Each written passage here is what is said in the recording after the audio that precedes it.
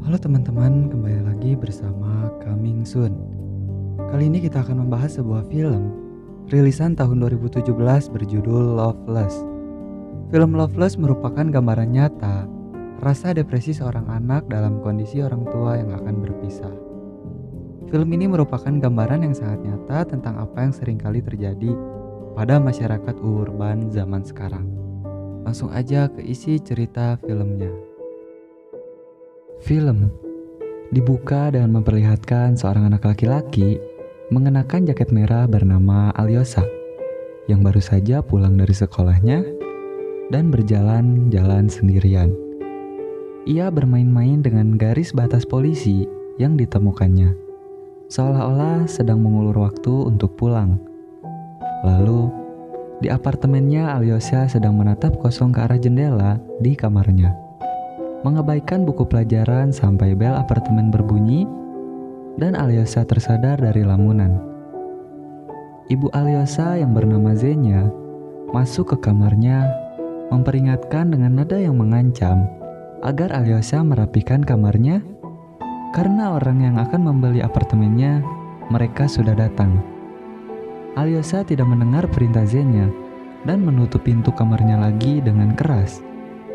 Ia kembali mengerjakan tugas sekolah, sementara ibunya menemani sepasang suami istri yang sedang melihat-lihat kondisi apartemen mereka. Begitu masuk ke kamar Alyosha, ibunya memukul kepala Alyosha dan memerintahkannya untuk menyapa tamu-tamunya. Alyosha menyapa mereka, namun kemarahan ibunya berlanjut dengan mengatakan sesuatu tentang sikapnya Alyosha, membuat Alyosha kesal dan keluar dari kamar. Malam tiba. Zenya terlihat sedang minum wine dan memandangi layar ponselnya yang menampilkan foto-foto di media sosial. Boris, ayah Alyosha pun pulang. Mereka mulai membicarakan hak asuh Alyosha dan saling melempar tanggung jawab. Tak ada yang mau membawa Alyosha setelah perceraian mereka. Bahkan muncul gagasan untuk menyerahkan Alyosha ke panti asuhan. Boris dan Zenya pun mulai bertengkar dan berteriak satu sama lain. Diam-diam Alyosha mendengarkan orang tuanya yang bertengkar dan menangis di kamar mandi. Pertengkaran mereka selesai setelah Zenya meninggalkan Boris untuk tidur. Sementara Alyosha masih melanjutkan tangisnya di dalam kamar. Sarapan paginya tak habis. Alyosha mengatakan pada Zenya bahwa ia tak lapar lagi. Zenya berhenti memandangi ponselnya dan melihat Alyosha yang tampak lesu. Ia menanyakan apakah Alyosha sakit. Namun, Alyosha menjawab bahwa ia tidak sedang sakit. Zenya percaya dan kembali sibuk dengan ponselnya.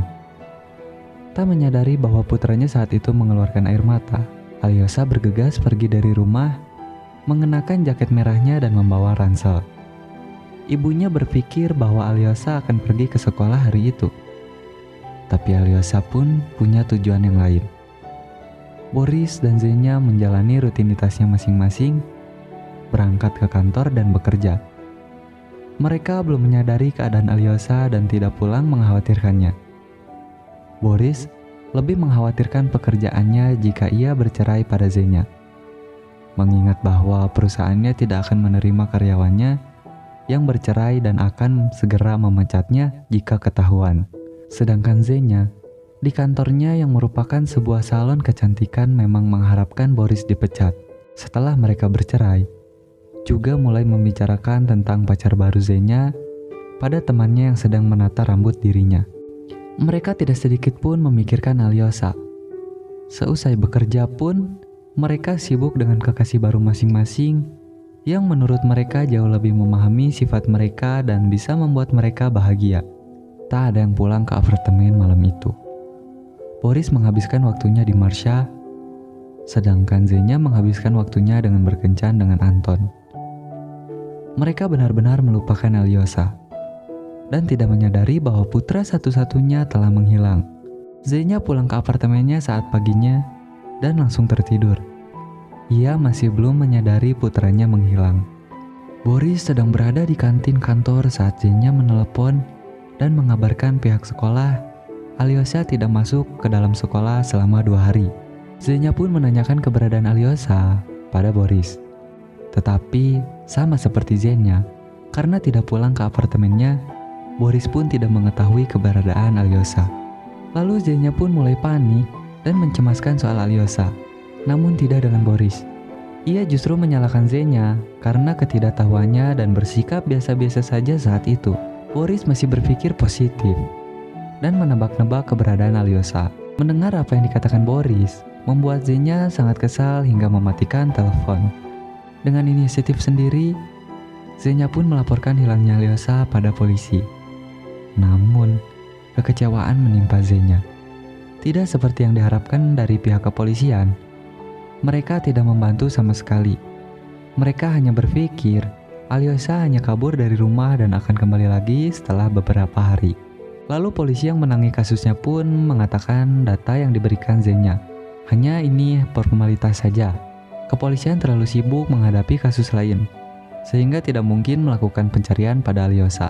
Setelah memberi saran pada Zenya agar menghubungi relawan pencarian dan penyelamat, polisi itu pun pergi, tak mau menunggu tindakan polisi yang sangat lama. Zenya memutuskan menghubungi grup relawan pencarian dan penyelamat. Koordinator relawan Ivan menanyakan hal-hal terkait Alyosa pada Zena dan Boris. Mereka tak dapat menjawab banyak, karena mereka bahkan tidak mengetahui keseharian Alyosa. Ivan kemudian mengarahkan mereka agar menemui ibu Zenya dan mencari tahu apakah Alyosa pergi ke sana. Meski sempat menolak karena mereka yakin Alyosa tidak mungkin pergi ke sana sebab neneknya itu tidak menyukainya. Tetapi akhirnya mereka pergi juga bersama seorang relawan bernama Lena. Mereka mulai bergerak melakukan pencarian berdasarkan arahan Ivan. Di perjalanan menuju rumah ibu Zenya, lagi-lagi Boris yang masih ingin berpikir positif terhadap keadaan Alyosa mulai menyalahkan putranya itu atas kekacauan yang terjadi dan berniat menghukumnya jika Alyosa ditemukan. Kemudian pertengkaran antara Boris dan Zenya kembali terjadi di dalam mobil, hingga Zenya berteriak frustasi. Beberapa saat kemudian, mereka sampai di gerbang menuju rumah ibu Zenya, bersama Lena yang mengikuti mereka dari belakang menggunakan mobil lain. Di depan rumah ibu Zenya, mereka tertahan karena gerbang masuknya dikunci. Saat ada pilihan lain, Lena melompati gerbang itu dan membukanya dari dalam. Begitu masuk, ibunya Zenya marah-marah karena mereka menerobos gerbang. Terlihat Zenya yang mendengarkan ibunya berbicara dengan suara keras dan memaki. Zenya begitu tertekan dengan sikap ibunya. Sementara Lena masih melakukan pencarian di sekitar rumah ibu Zenya. Dengan hasil yang nihil, Lena dan Boris masuk ke dalam rumah dan ikut mendengarkan ibu Zenya yang ngebangus marah pada Zenya serta menunjukkan ketidaksukaannya kepada Boris. Tapi tak lama-lama mendengarkan, mereka bergegas pulang, meninggalkan ibu Zenya sendiri dengan kemarahannya. Di perjalanan pulang, Zenya dan Boris kembali bertengkar. Zenya mengutarakan penyesalannya karena menikah dengan Boris dan berpikir akan bahagia jika hidup bersamanya.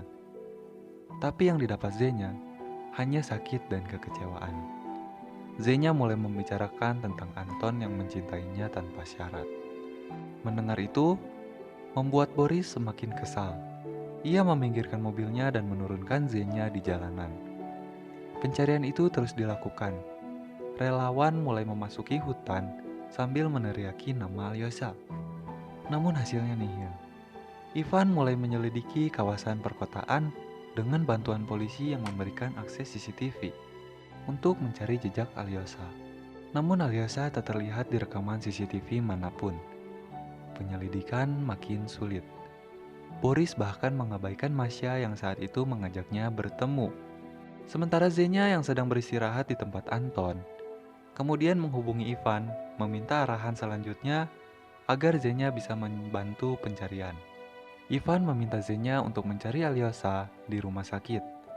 Ivan dan Boris sedang melakukan penyelidikan di sekolah dengan menginterogasi teman satu-satunya Alyosa yang bernama Udin.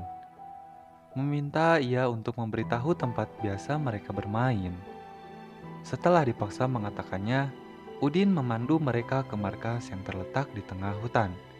Sebuah bangunan kosong yang sudah terbengkalai Boris menemukan jaket merah Alyosha di ruangan bawah tanah. Namun tak ada Alyosha di sana. Meski mereka telah menyusuri semua bagian gedung kosong itu, Boris mulai bersedih membayangkan keadaan Alyosha sekarang.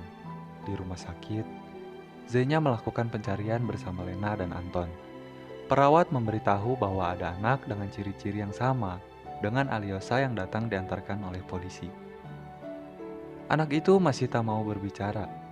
Dengan harap-harap cemas, Zenya mengikuti perawat menuju ruang rawat. Anak berambut pirang sedang tertidur di sana dengan membelakangi pintu masuk. Sayangnya itu bukan Alyosha. Boris bersama relawan lain mulai memasuki hutan lagi meneriaki nama Alyosha. Namun tak ada jawaban apapun. Mereka tiba di sungai tanpa menemukan jejak dan memutuskan untuk kembali. Boris sempat bertanya mengapa mereka tak menyusuri sungai. Namun relawan menolaknya karena itu bagian dari tugas polisi. Dengan kecewa, Boris ikut kembali. Akibat cuaca memburuk, mereka kini hanya fokus melakukan pencarian di perkotaan, menyebarkan poster pencarian di mana-mana, dan mengawasi tempat-tempat tertentu. Namun orang-orang terlihat tak begitu peduli pada poster-poster yang tersebar itu. Pencarian hari itu pun selesai. Boris dan Zenya kembali ke tempat pasangan barunya, masing-masing dengan sangat kelelahan. Akibat anak satu-satunya menghilang. Hari berikutnya, Ivan membawa Boris dan Zenya yang ditemani Anton ke rumah sakit. Ivan meminta mereka menunggu di depan kamar mayat. Sementara Ivan memanggil dokter yang sedang berada di ruang otopsi. Setelah dokter masuk ke ruang mayat, Ivan meminta Boris dan Zenya ikut masuk ke dalam. Raut wajah keduanya sangat tegang dan khawatir. Dengan nada yang simpati, Ivan memberitahukan ini akan menjadi sesuatu yang berat untuk dilihat oleh Zenya dan Boris. Mencoba tegar, Zenya berkata ia siap melihat siapa yang berada di balik kantong jenazah. Ivan membuka kantong jenazah itu. Zenya panik dan menutup wajahnya. Kemudian mulai menangis terseduh-seduh. Ivan memperhatikan Zenya. Kali ini Zenya mulai menyangkal dan mengatakan bahwa mayat itu bukanlah Alyosha. Karena mayat itu nampak berbeda. Ia terus menangis dan meminta agar mayat dengan luka di sekujur tubuhnya itu dipindahkan. Zenya masih terus menyangkal, hingga Ivan mengatakan akan melakukan tes DNA untuk meyakinkan dugaan bahwa itu bukanlah Alyosha. Boris yang diam saja membuat Zenya kesal dan berteriak histeris. Sambil menangis, ia memukuli Boris hingga Ivan memisahkan Zenya serta membawanya keluar.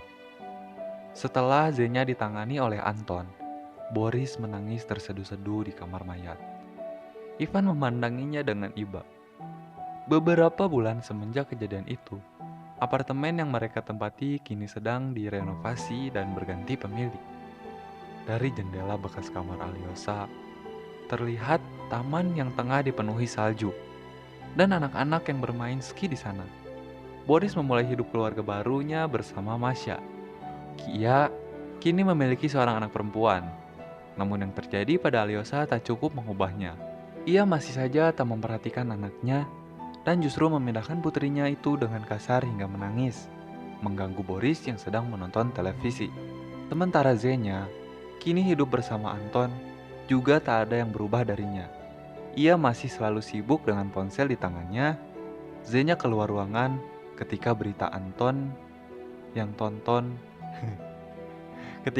yang Anton tonton menampilkan seorang perempuan yang tak lain adalah ibunya Zenya, yang sedang berteriak mengajukan protes di televisi. Memang tak banyak yang berubah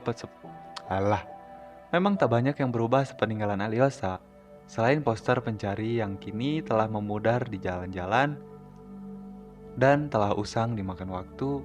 Film pun taman.